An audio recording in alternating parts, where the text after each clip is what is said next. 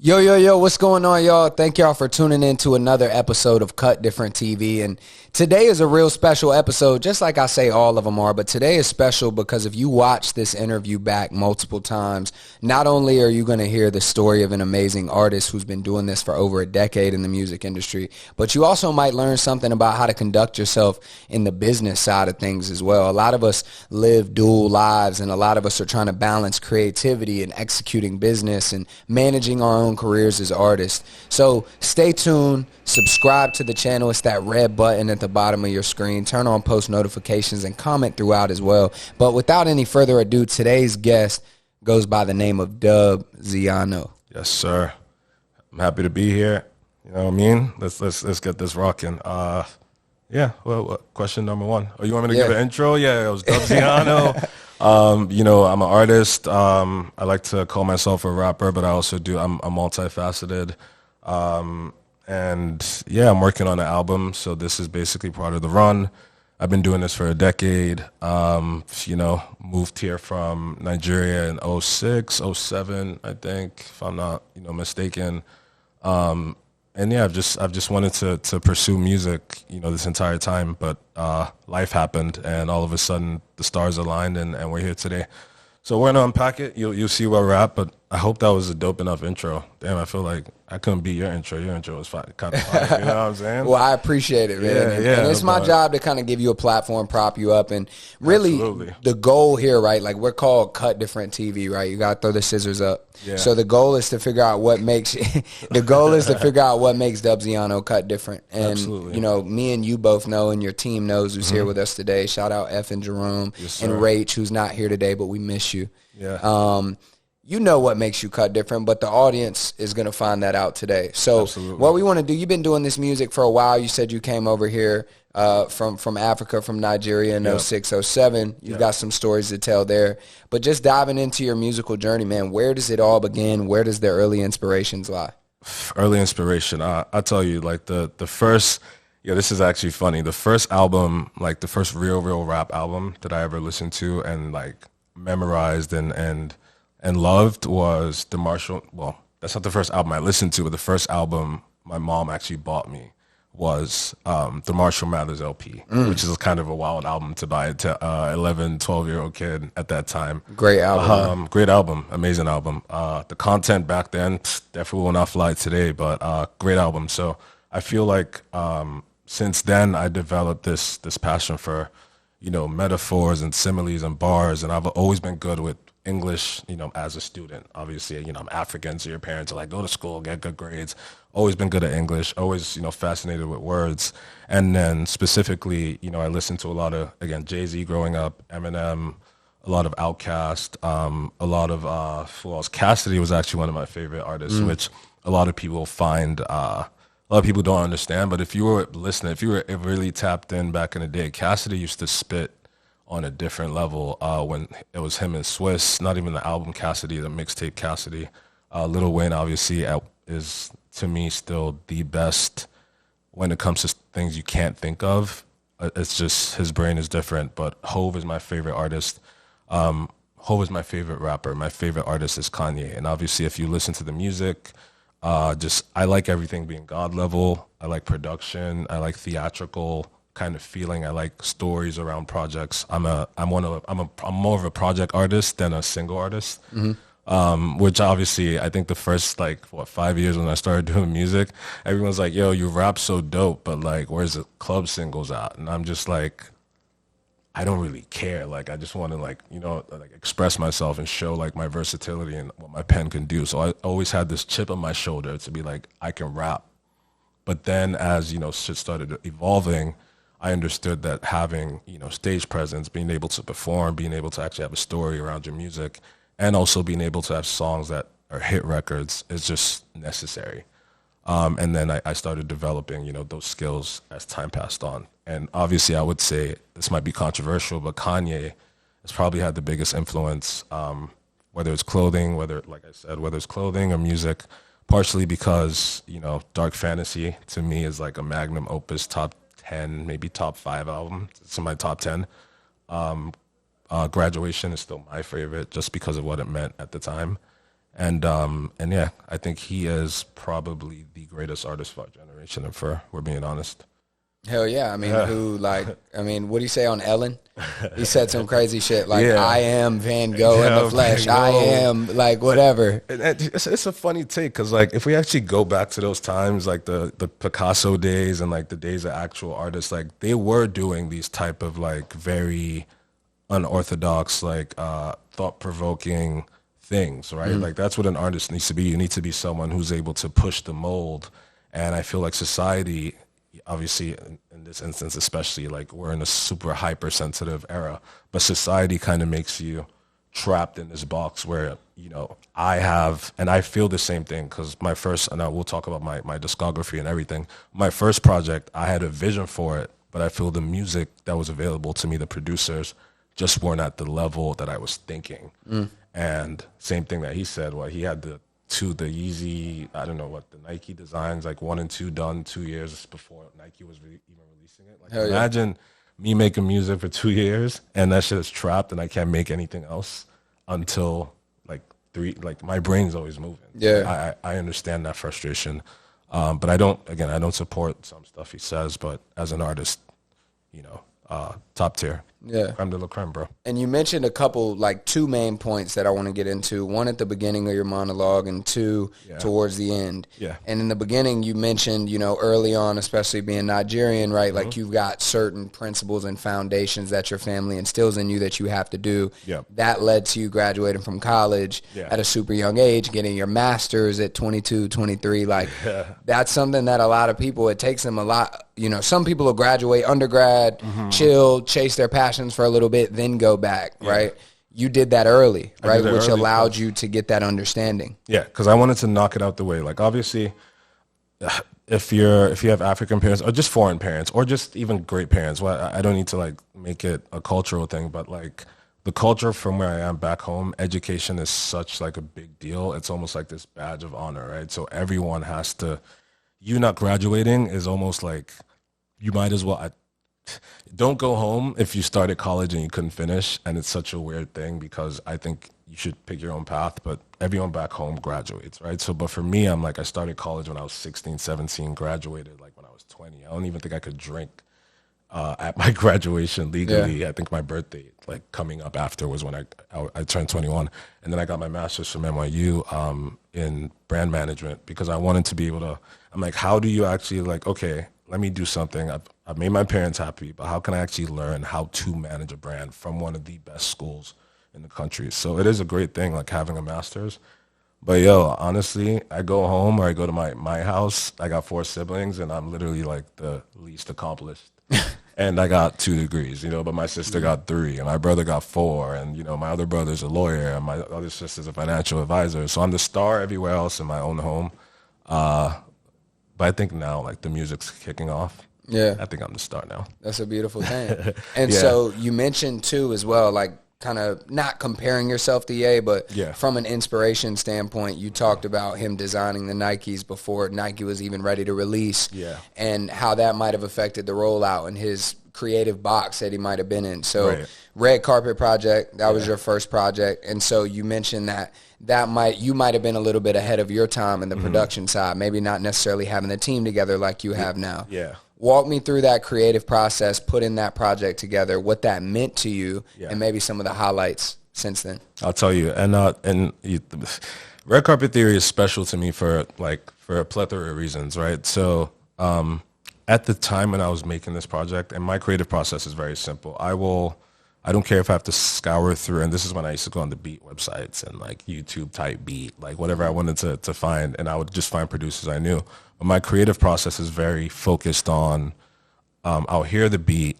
So I'll think, if I'm thinking project, I'm like, what do I want people to walk away from this project knowing, right? Do I just want them to know have fun?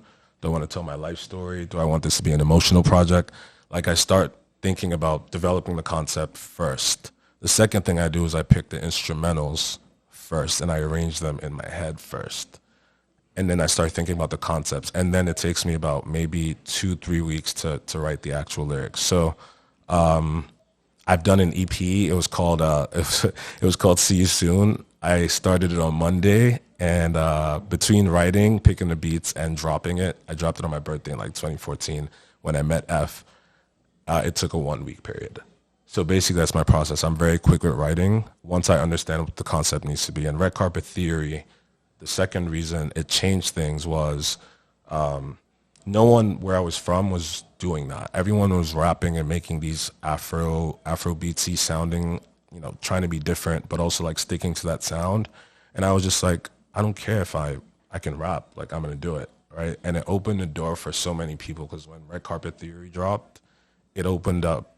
I saw so many other rappers like just, in college as well or in school or just back home, like start rapping and not being scared of the cultural implications of like saying, fuck that, I don't know if I'm allowed to. Can I curse on this? You can curse. Yeah, okay, yeah. I don't know, they're like, oh, I don't need to be afraid of saying fuck this if I need, the fuck to show you how serious the emotion is of this one line that I'm saying, right? So I think that's why I'm happy about Red Carpet Theory because there's artists and I think I'm going on a lot of monologues, but there's artists back home that literally will tell me Red Carpet Theory is so significant because if you never dropped this, I wouldn't have dropped my first, and then they became, what they became right now. So that was my first project.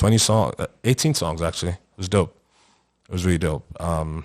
Listen to it now, I cringe at some lyrics, but it played a very important part in my journey. So. Yeah, and that was kind of like your leap. Right? Yeah, that was a leap. That was your saying, all right, and for those, I know that you explained it to me. We've had conversations. I've had the pleasure of having conversations outside of this. Yeah. Lucky me. But so for the people who don't necessarily understand the connotation with that title and the metaphor, the analogy of that title of the project, explain what Red Carpet Theory means to you. Yeah, Red Carpet Theory at that time was just me saying, I'm ready, roll out the red carpet. I'm going to show you how to be ready. So red carpet, like Red Carpet Theory, I'm going to show you how to roll out a red carpet and make an entrance into a scene. And that's just what it was. So it wasn't, the songs weren't structured to send a specific message. It was just created to say, this is how you get a red carpet out. This is how you fucking open up. This is how you show yourself. And you walk out, and that was it. That's fire. Yeah. And so this was post-brand. This was post getting the masters, post. No, this was before. This was wow. This was in 2011 actually. I remember the date so vividly. It was December 10th, 2011. I graduated in 2011, and the next 6 months, I went to Wall Street because I did like accounting. Can you imagine like me doing accounting? But African parents, you got to be a doctor, accountant, engineer, the usual stuff. Yeah. But I did accounting, and then I started this job at this place called JP Turner. I'm saying that I think they're out of business now. JP Turner. I started a shit at JP Turner, and after 2 weeks I quit. You know why I quit? It was like 1:05. I think lunch break was from like 12 to 1. It's 1:05. I need a coffee because I'm tired. I live in Long Island. The place is down. It's in the financial. It's all new to me, right? Yeah. Because my life of whatever privilege, whatever. So I go, and then the guy calls me in, and he's like, it's like, why did you just? It's 1:05. You're not at your desk. And I was like, yeah, I was just getting coffee. I was a little tired. And he's like, make sure that never happens again. And I was like, yeah, I'm out of here. And I spent the next 6 months making Red Carpet Theory. Yeah. Damn. Yeah. Well, that's a moment. Yeah, thank him. So you stood on business. Stood on business. I was like, I can't go get coffee when I'm tired. It's because 5 minutes. What's 5 minutes going to do? I got here 40 minutes before everyone else. Yeah. So, at that point, I was just like, yeah, this isn't for me. Like, this industry isn't for me. I didn't enjoy it, but I'm smart enough to be able to do that. So I got that done. And yeah, I walked away and I was like, I'm good. He's like, are you sure you're making the right decision? I'm like, dude, you just bothered me about coffee. I'm out. Yeah. Dipped out. You took that leap. Took that leap. 6 months. I was funded. Personal funds, and I just used that for studio time and just focused on the album. That's beautiful. Yeah. Word. And so as you drop that project, and then you go on to start Free Fall. Yeah. And you start working on your new project. Yeah. Which has taken time to create, but there's a reason for that because there's a huge theme to it. Yep. Now, you mentioned earlier that you're more of a project artist, right? So you've had some EPs, you've had some other stuff that you put out.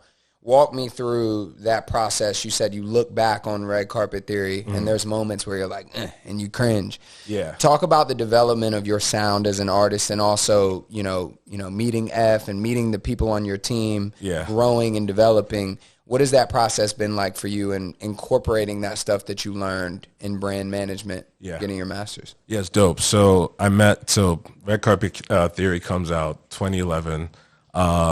Somehow, so there's this, I had a friend who he was a singer, and he plays the music for F. He's like, yo, there's this new kid. Like, I just found his music on Dat Piff. I think Dat Piff was where that's where he used to drop mixtapes. And they found my music, and F. I think F played my music for like Darren Dean and like some guys in Rough Riders. And F invited me over to his crib. He's like, yo, bring it. I drove to his crib. I think I had an Altima back then. I don't even remember. I drove to his crib. So I get there, I walk in, I meet F, and next to F is Darren Dean, the guy. And if you don't know who Darren Dean is, he signed DMX. So like Darren Dean's a big deal.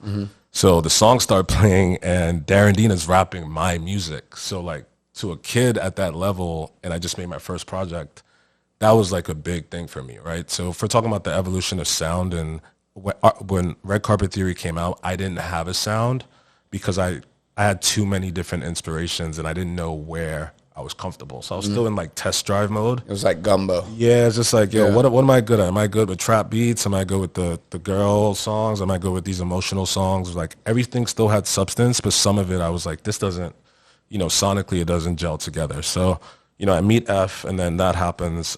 We get the deal. We actually get offered a deal, which is insane. I was just like, I got a deal off my first tape. That's kind of crazy. But I look at the deal, and I'm big on ownership, and obviously I'm educated at that time. So I look at the deal, and I'm just like, I see some splits here that don't make sense. 6 albums I need to be tied into. I was like, this doesn't make sense. I don't know if I'm going to do it. Everyone's looking at me like, bro, you came from Nigeria. You graduated. You made an album. You got a deal. Dog, like that's like the dream. But I'm like, what if I'm locked in? I'm like, it still doesn't make sense to me because it doesn't align with my like what I want to do. So ended up going to a lawyer. They look at the deal, and he's just like, I wouldn't sign it if I were you, unless you really just are desperate to like make music. And I was like, no, I'll take the L. It's cool. We'll keep going. So then I move on to my second project, which is my second project was called See You Soon, and that's when like F and I had developed a camaraderie, like a friendship during that 2-year period where it's not just, we're shooting videos, obviously shooting videos together, doing stuff together, and just like he was like my brother. But I lived in Long Island, he lived in the city, so I used to just, find a way to get out here. And then I'm like, all right, I need to drop right now. It was like Sunday night. I think it was at my crib. I need to drop right now. I already know what the sound is. I want it to be called See You Soon because I want it to be a lead up to my next project. I want it to be 6 songs because I just want the replay value to be high. So at this point, I'm learning about the game. Like, don't make a 13-song project when no one knows you. When you only got like, I don't know, like 400 listeners on your SoundCloud. I'm like, why would I make like a 13-song EP and just embarrass myself? 400, 300, 100, like you look crazy. So I made a song. So I made a project, and I really focused. I honed in on a theme. So I'm like, I want this theme to be See You Soon, and I want to show every different side of myself. So I made 6 songs. And then a guy named Hoochie, I don't know if you guys know Hoochie. A guy named Hoochie repost this on SoundCloud, and this shit goes viral. So this shit gets like 400,000 plays, right? And I'm just sitting there being like, to me, that's platinum. At that time, you know what I mean? Like to an artist that the highest I did was like 400 plays. 400 racks to me was platinum. I was like, I'm the shit. Like, this is cool. Hell yeah. And then that's when F and I were like, all right, we got something. So, moved. So I'm like, all right, develop my sound. Moved on to the next EP, which was called Confetti on My Fur. The reason for that name was I'm celebrating, and I just like fur coats. I'm like, there's no deep meaning. It's like, why'd you call it Confetti on My Fur? Because I'm like, confetti means celebration. I like fur coats. Confetti on my fur. So I did that. Yeah, it sounds crazy, right? Yeah, but 1 + 1 equals 2. It was a very one play. There was no deep meaning. There was nothing. I was just like, I want to try it. So that was my experimental project, right? So this is when I picked beats that sounded like fucking, they sounded very theatrical. They sounded very like dark. Some of them sounded like, you know, like early like Just Blaze and like Swiss Beats, like early like DMX days when they used to do that. And obviously those are the producers I rock with, Pharrell too. So I'm like, I'm gonna mix this together and see what it sounds like. So that was my third project, and I'm like, okay, I think I know where I'm at now. Right. So fast forward to, again, should I keep going or sorry? Shit, keep going, Hey, bro. yo. So fast forward to I'm gonna let him roll. Yeah, I'm gonna yeah. let him roll. So let me rock. And if I'm talking too much, you'll just Nah, you know, go, bro. yeah, yeah. Go, All right. yeah. So yeah, then we go to 2018. That's when I start getting a lot very conceptual. So during this period, I've learned how business works. Obviously, I have my master's, so I know how stuff works. I've worked for, you know, I could say it because I don't have an NDA. I worked at Amazon. I worked at Disney. So I've worked at the big companies. I've seen how all that shit works. I've seen like corporate America. Like I've seen behind the scenes, right? So I'm like, all right, I want to conceptualize an album. It was called Clues, and it was called Call Logs Under Excessive Surveillance. That was the acronym. And it was because the only reason I named the Clues was my girl kept checking my phone. A girl kept checking my phone, and I'm like, yo, like, this is crazy. So the entire concept of that song was just pieces, clues, right? So I'm like, I'm going to conceptualize an album that's a story from, you know, track 1 to track 13, and I'm going to incorporate all these different things. Like, why don't you make club bangers? I have a club banger where the hook of the club banger is, she told me make some songs she could shake her ass to, so I did. You know what I'm saying? So everything I learned or people told me I couldn't do, Clues was like, now I'm going to give you a clue. Do you remember the time you said this? Well, this song is for you. Remember the time you said this? Well, this song is for you. You know, and then I have this series where it's that night on, like, you know, Drake has his timestamp stuff. I have like a that night on where I go into like, that's where I go like super cerebral and I tell you a story or a theme. And then at that point, I knew, I was like, yep, the sound hasn't caught up yet, but my ability to make music at the level that I want to has caught up. And then my business mind means I know exactly how to market this. So we didn't have a budget at that time to do the kind of artwork that we wanted because we were, you know, we're thinking crazy, like me on a fucking billboard upside down with fucking, I'm being like, yeah, but me like on a billboard upside down doing backflips and shit, like we didn't have the budget for it. So F and I are like, we know marketing more than anyone else.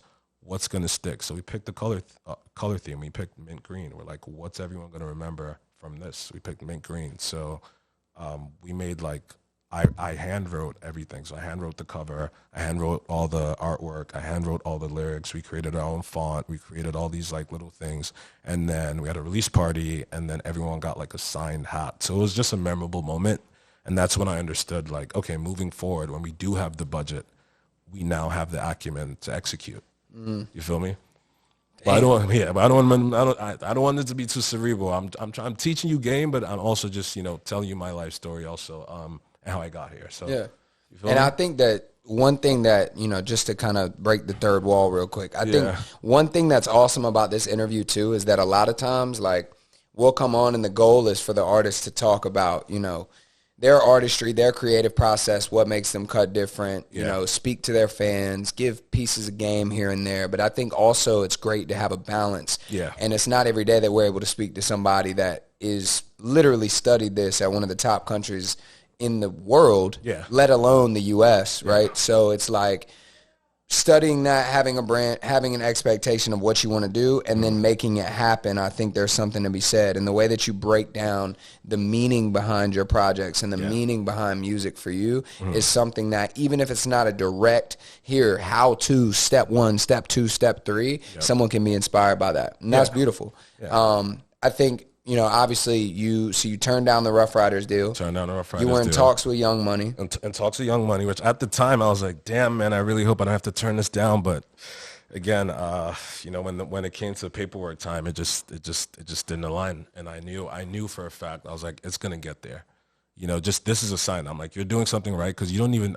If you gave me the deal back then, bro, imagine how crazy. I didn't have the knowledge. I didn't know how to move. I didn't study. So like now I'm around big artists, so I know how they move. I know how their entourages move. I know how they do things. They even have fall guys for when like they're leaving certain spots. So like if they need to take a girl out or if they need to do something, like, you know, so I've seen these things and I've seen how they move, and I wasn't moving that way at 22 when I felt, you know, cocky and like I could just do whatever I wanted. And then maybe I might have been mismanaged by a label's manager. And then before you know it, like I'm losing like all my money because I wasn't thinking smart. And So, authenticity you as feel well. me? Yeah, it's just like, because it did come with like, I would have to change my image. Like, I don't think, I mean, just from like even listening to this interview, do I sound like a Rough Riders artist? Nah. Like, imagine like my Nah. label mates would have been like, you know, DMX and like, you know, obviously Swizz is, you know, Swizz is Swizz, but like that didn't just fit the brand. And I feel like most people would have just jumped at the opportunity and not seen the longevity of what you're creating, right? Because your first impression lasts longer than any impression. You know? So that was damn, what was the question again? No, yeah, it was just a statement. Oh, yeah. But so walk me through, right? Like, that was like a joke. If you remember the Kanye joke where he's like, what's the question again? That's why I said it. yeah, I heard it. Word, this fucking guy. So you start your own label, Freefall. You signed to United Masters. Yep. Which, walk me through the sequencing of that. Did you sign to United Masters first and then start your own label, or did you start the label first and then sign? No, we started the label first. So 2014, when I dropped See You Soon, F and I we were debating on what we want to name like the collective, because we're like, you know, what was out, Dipset, We're like, yeah, what's a cool name that aligns to what we're doing? So we did Freefall, right? And most people are like, what does Freefall mean? Freefall has, you know, various meanings. It's just freedom. Again, freedom, ownership is something I'm big on, but just free falling and putting the work in and free falling and letting the universe or whatever higher power you believe in take care of it, right? So that's where free fall came from. And then you can fall up. Like whoever says you have to fall down, you can fall up. You know what I'm saying? Like, and then we just coined that term ourselves, and then we're just like, this works. So Free Fall was created in 2014. Very small, lean team. It was me, F. Jerome was, you know, in and out, but he was, you know, focused on his stuff at the time. But now he's fully locked in. And then post Clues, that's when I started. And Clues is 2018. Just to give you guys a timeline. So post Clues, I'm like, you know what? Like, what's the advantage that we have here, right, in this market? Like everyone, you know, drill, you know, the New York sound is changing. It's very drill focused, right? And like Rocky came out and did his, you know, the Houston, whatever. Like, what is our story and what is our sound and what are we putting behind it? So I'm like, you know what? I'm Nigerian, right? Everyone likes Afro beats. Everyone's looking forward to it. How can we not take advantage of it, but how can we put that story together to make it sound cohesive? So we're like, you know what? That's what we're doing. Like I hang out with, luckily most of my friends are these big like Nigerian artists that you see, but believe it or not, it's like a very small bubble back home, right? So like Davido, you know, people like Davido, that's someone I hang out with every time he's here. And like, I call him David, you know, it's just like, just because when you're growing up with them, they're not, you will never see them as celebrities. You just see them as your people, but you're proud of what they're doing, right? So, so I'm around these people, and I'm like, you know what? I am affiliated with a lot of Nigerian artists that are doing really big things. Why are we shying away from that? Why can't we use that to our advantage? Because a lot of people are doing Afro beats, and don't get me wrong, Afro beats and in Nigeria, there's a lot of creatives that do a lot of different stuff also. There's so many alternative sounds. You know, Santi sounds really good. Adumadu is a really great artist. And they're doing Bloody Civilians also great. And they're doing things, you know, Thames. We don't have to even talk about her Thames. She's out of here. You already know that. You know, Jersey Future, she's out of here. But just, you know, there's a lot more in terms of what we have to offer. And I feel like Afro beats became this box. And it was in danger of becoming reggae. Remember Sean Paul, that era? That Sean Paul era where like they killed, like the Sean Paul shit, they were killing. There was an era where it was just Sean Paul and I'm trying to remember who else it was, but just like Sean Paul had shit on lock, and like that reggae dancehall, Rihanna came out with Ponder Replay and all that, and that was the sound. I feel like they didn't focus too much on the story and the stuff behind them, and I feel like that sound kind of just vanished. Right, like obviously there's still reggae artists. There's still like great like people that are out there still making that music, but they didn't expand. They focused on that dance hall, whatever. So with us, I'm like, yeah, I'm an African artist, but it's not Afro beats. But I am like incorporating my hometown and where I'm from and my experiences into this music. But I also want, you know, you to remember I will out rap the shit out of, you know, 99.9. out rap the shit of like 95% of people. That's how I feel. And if you don't feel like that, that's an issue on you. But You that's should how have I stuck feel. with the 99. Yeah, 99.9. I feel like on a good day, give me a pen and I'll rap the shit out of anyone. I had to go through making these projects and getting here to have that confidence. So we do that, and then in 2024, F and I are just like, bro, no, so sorry, let me rephrase. 2023, my birthday. Was it 2023? F, correct me. Was it 2023? 2023. So 2023, go to dinner at Le Bernardin, one of my favorite restaurants. I know if you listen to my music, I talk a lot about restaurants, food. I'm not doing it for, I just like to eat really good food, and I feel like if you work this hard, you should. Cut me a check, Le Bernardin. But also, on Le Bernardin, we had a great dinner, and that night, the dinner was so fire. I'm like, I want to make a project that feels like this dinner. What's the best thing what if we could have done anything differently, what would we do after this dinner? And I'm like, imagine if we went to like the opera or like a Broadway play or a Broadway show, like right after, like that would make the night complete. Instead, we ended up running into my ex-girlfriend, which is kind of stupid, but still. So I'm like, Shout out her. yeah. Shout out to we saw. She actually inspired some songs, not in the best way. I mean, she'll hear it. She might not like some songs, but you know what I'm saying. So we did that, and I'm like, you know what? For the next year, that's what I'm gonna do. And then 2024 comes. I have a bunch of songs. I'll tell you the story because it's actually this is the universe speaking to me. If whoever your higher power is, I believe I'm very spiritual, Catholic, religion wise, but I'm more universe manifestations, right? So I have a bunch of songs. I play them for F. One of our friends, Andy Kim, works at Translation, which is United Masters agency. So I'm just like, bro, you actually like work in a building with the record label. I'm gonna pull up on you on Thursday. Mm-hmm. Wednesday comes. David is in town, right? So David, they invite me to dinner. So we're at dinner, and I'm sitting next to another David who's like Steve Stout's number 2, and we're having a conversation, and he's like, "Oh yeah, I work at United Masters, by the way. I didn't know." And I'm just like, "Are you serious?" Yeah. And then I was like, "Yeah, I'm coming to your office tomorrow." Like, so we have a good night. We didn't go to Sister, but I think we went somewhere else, and I like pulled up, and the doorman's like, "Yo, you good?" And like, it was just a good night for everyone, right? Minus the celebrity being in the room. So when I got there the next day, he showed me love. He introduced me to their main A&R. So I'm sitting there playing beats, but I'm also playing like songs I recorded already. And I explained the concept of the album that I have. A week later, I get to United Masters, and we play some more music, and they sign me.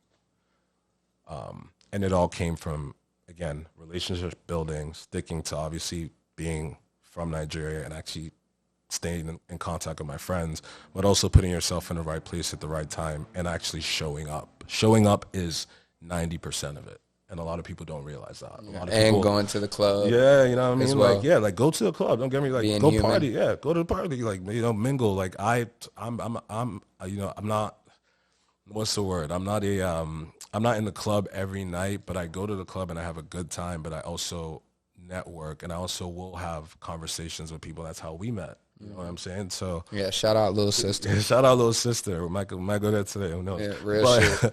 But Was. Was. Hey, What's up? We on the way. we're on the way. As soon as we're done. But that's and that's the story. So what are the odds of me being at that dinner at that time, and then that leading, speeding up the process? Because normally United Masters, I think they have a very long process before you go from like a regular artist to like a partner artist. But for me, they just saw the potential, which smart move by them. And the only reason I would ever sign to United Masters or anyone is I'm big on ownership. I think, yes, if you're helping me with distribution, marketing, you should get a slice. But I'm big on ownership. And United Masters is something that, again, I manifested and it happened. That's awesome, man. Yeah, that's the story. Hell yeah. Yeah. Damn.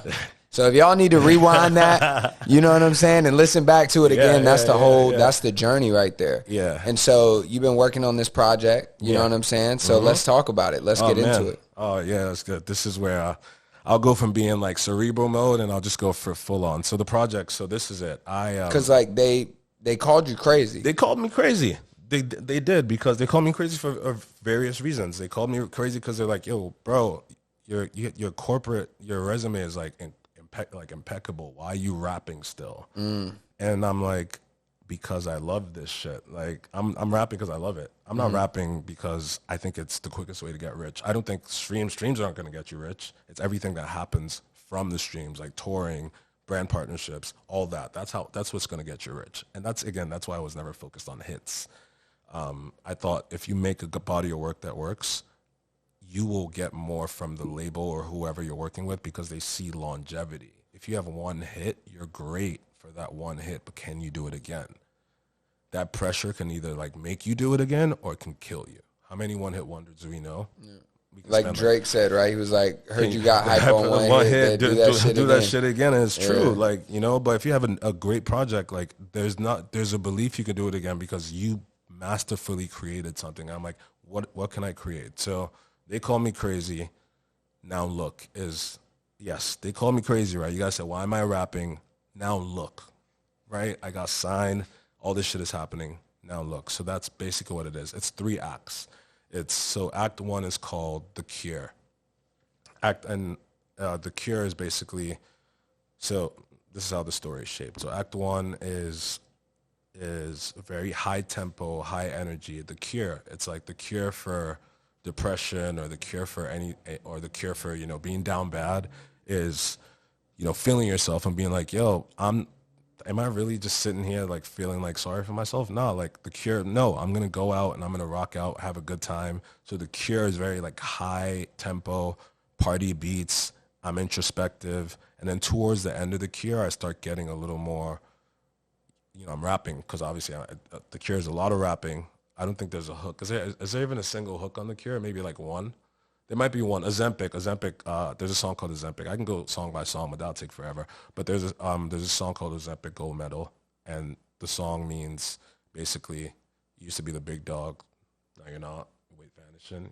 That's it. Ozempic. Yeah, you know what I'm saying. Shout out Ozempic. And also it just meant like the women are being weaponized because now we don't even know. We know what's like not being natural. I don't want to say this the wrong way, but we see a lot of surgery, we see a lot of BBLs, and I feel like it's just kind of skewing everything. So I just did like a double entendre of the big dogs that I knew that used to call me crazy. You're not the big dogs anymore, Ozempic. And then these girls, I know how you lost that weight. So it was like a double entendre for that. So The Cure is very focused on feeling yourself, believing in yourself. And then towards the end of The Cure, we good? Oh, sorry. Yeah. So towards the end of The Cure, I get really introspective. It's like I start talking about where I want to end up with family, and I start talking about where this project is going. And theatrically, I want that to be a very, like, I can explain what it is, but I want it to be a Broadway show. Act 2 is called The Cause. It's very female focused. It's like the cause of why all this shit happened. I'm not blaming. I don't do self-blame. I hold myself accountable. But it's also like The Cure. Yeah, The Cure is the cause is women and partying. So you'll listen to the Cure. I mean The Cause, and it's very, happy. It's very like women focused. And then all of a sudden it gets to this song called Burn After Reading, Burn After Reading 2, which remember I told you that song that went viral. It's what happened to that girl 10 years later. Right. So Burn After Reading 1, the song that got me here. I'm like I'm paying an ode to that song by rapping about her now because I still keep in contact with her. And a lot of my raps are like real life. I don't know how to, I'm not a storytelling kind of, I'm not going to tell you the perspective from a gun's perspective or like a dollar bill's perspective. Shout out to those guys that do it. They're amazing at it. Not me. Talk about what I do today, yesterday. And that's it. And I'm just good lyrically. So, and then it goes, as it goes, slowly you start seeing him go from being, enjoying himself with women to like you start seeing regret come in because he's like, oh, damn, Burn After Reading. He's rapping about this. And then Favelas is the last song on The Cure, The Cause, where I'm like, this is betrayal and all these things that happen. Betrayal, that's the only song where I actually address betrayal or snaky kind of people. And the reason is I wanted to show like the cause. That's why I'm this way. That's why they call me crazy. This is the cause, right? And then the third part is called the carousel. Now the reason it's called the carousel is we're going full circle, but we're going to keep going full circle.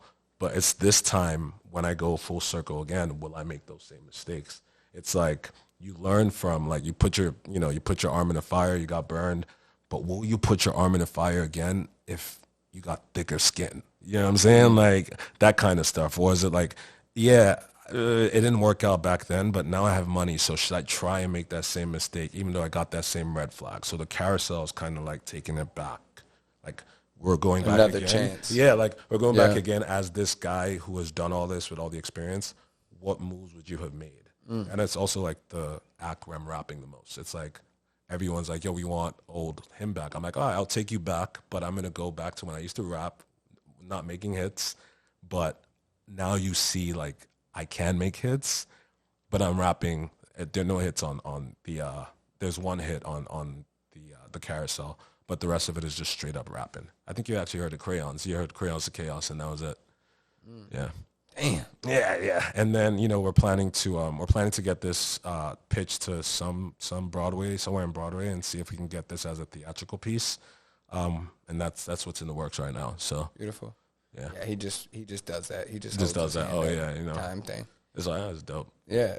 You see me like He's I'm passionate. No, the He's reality. playing Hangman over there. The reality is a writer. Like I'm really passionate about this. Music isn't something I just do just because it's fun. Because it's fun to do, but I'm passionate because I feel like, again, and that's why Free Fall has those different arms. Free Fall has FF Fabric, or we're making clothing. Like, the shit I got on right now is I'm a 50% owner of this brand. It's called Seam, by the way. And yeah, we're great with acronyms. It means see everything around me. I think we shifted the acronym. F could confirm. Not too sure. After we switch the acronym, or is it still see everything around me? Shape engineering around mankind is a new acronym, but it's all tech focused. You know what I'm saying? And then we have another thing called Free Fall Family, where we want to be able to sign, not just artists. We want to sign producers. We want to sign people who like do ballet. We want to sign stage designers. We want to sign lighting people. Just anyone that basically doesn't know how to start their business that they want to do. We want to be able to give you those tools where you're just focused on your craft. You don't have to be like me where you're working corporate to fund your creative.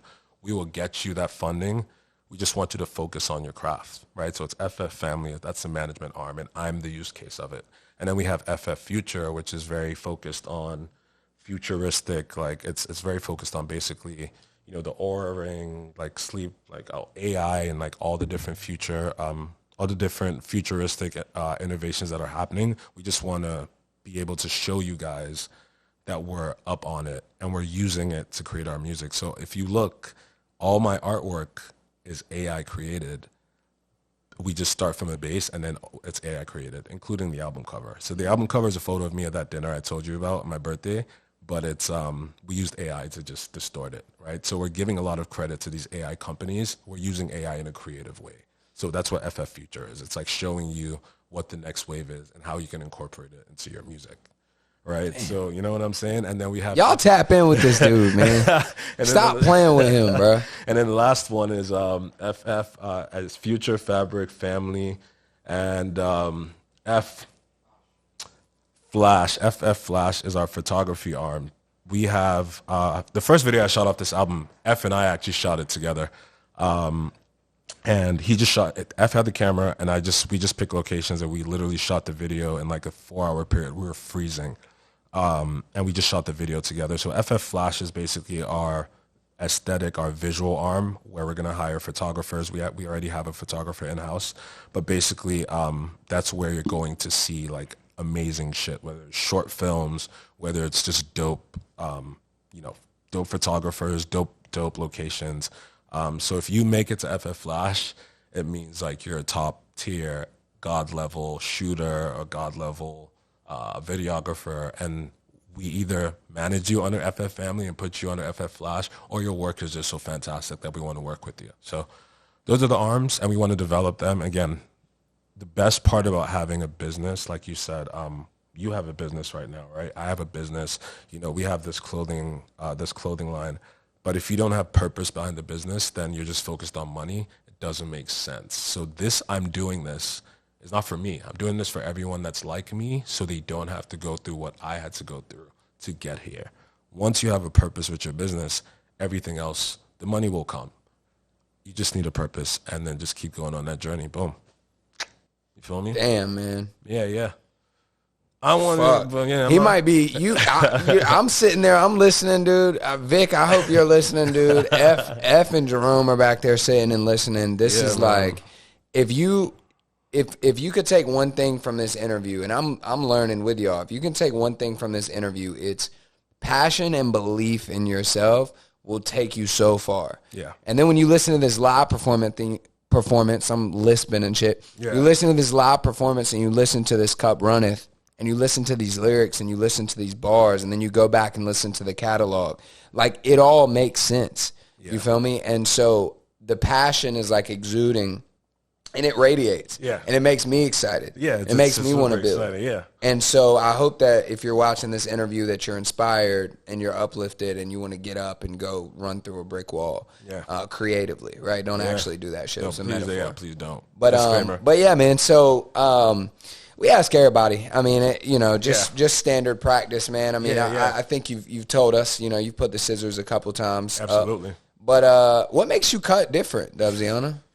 Makes me cut different. I'm a multifaceted, corporate, business savvy, empathetic, 100% detail oriented creative. Meaning, the way I treat anything is how I treat everything. The way I feed my dog and feed him the best ingredients, and he eats like better food than I do sometimes, is because that's how I want to do everything, right? Top tier. If I'm writing a song and one line sounds off, I'm not going to release that song, because to me, everything needs to be top tier. If I'm managing, in the corporate world, everything needs to be top tier. So I also hold myself accountable. So what makes me cut different is I have empathy, but I also have this standard for myself, and I hope it exudes to everyone else. I'm not trying to sound too preachy, but what makes me cut different is I'm a dope artist. I'm African, but I'm also, here, and I'm doing something different. We don't even know what the genre is yet because they haven't invented it. We're inventing it. And most of all is just everything we do is family. So my manager is my best friend. My growth manager is one of my best friends. Our GMO who works and does our stuff in Africa, to get me played out there as we're building this narrative, is someone I've known since I was 10 years old. Just family. Everything is in-house. Just keep yourself, accountable at the top level. And I'm able to balance 3 lives, and I'm still here. And that's what makes me cut different. Damn. You feel me? All in one, man. He cut different. He goes by the name of Dubziano. Yes, sir. You know what I'm saying? And by the looks of it, man, I mean, I'm looking at my cue cards. We got through like half of this shit, man. But I hope y'all took something from this interview. We're definitely going to have him back on. Yeah. And shit, man, I mean, I go by the name of Sebastian Ryder. Yeah. You feel me? You just watched another episode of Cut Different TV. Yeah. And before y'all get out of here, be sure to hit that big red button beneath this video screen that you're watching this on that says subscribe. That'll help us out. Click that. It's free. Drop comments of your favorite parts of the interview down below, what you might want to hear from part 2. Yeah. And any last words you got for him before we get out of here? Yeah, last words. Next time I'm gonna joke a lot more because I've gotten the serious stuff out the way, but I really hope a lot of people learn things, right? And the second thing is 222 FM is out right now. That is a crazy song. Download it. Howlin' at the Moon is also out right now. Download it. I think we hit 1 million. Which is the most I've hit on any song. So yeah, that's pretty much it. And I had a great time rocking with everyone here. This team is amazing. Cup Runneth, you're gonna hear it. That shit is fire. And the album drops at the end of the month. It's called They Called Me Crazy Now Look. Follow me at Dubziano. Dubciano. Bam. That's it. That's all I got. We outside, man. We outside. And I think it's time to hit the club. Yeah, it's time to hit the club. Time to get some food in the stomach. Yeah, hit let's the get club. some food, hit the club. Let's get some drinks in. Shit.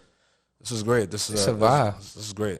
It's a vibe, man. Y'all tapped into another episode of Cut Different TV, man. We got the family in here. We got the team in here. Shout out F. Shout out Jerome. Shout out Vic behind the boards. Yes, sir. Ray Gunn. Shout out everybody involved, man. Absolutely. And thank y'all for tuning in. Yeah, this was incredible. Thank you. It's major love. Till next time.